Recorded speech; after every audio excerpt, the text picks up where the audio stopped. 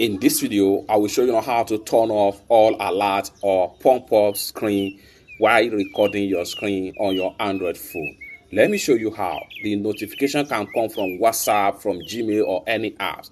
How can you turn it off and record a screen free without any notification pop-up or alert on your Android phone? Just like what you see right here, how can you turn off this type of notification while recording on your Android phone? First thing first, go ahead and open up your Android phone settings. Click on settings. And the next thing you want to do to scroll down right here until you get to system.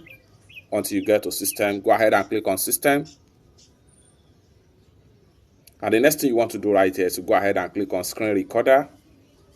So under the screen recorder right here, next thing you want to do is to go ahead and do not disturb. Turn on this particular button right here. Block banner notification during screen recording. Turn this on and you are done.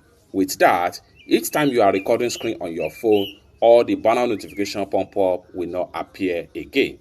It's that simple. For more useful tutorial, tips and tricks like this about Android phone settings, consider to subscribe.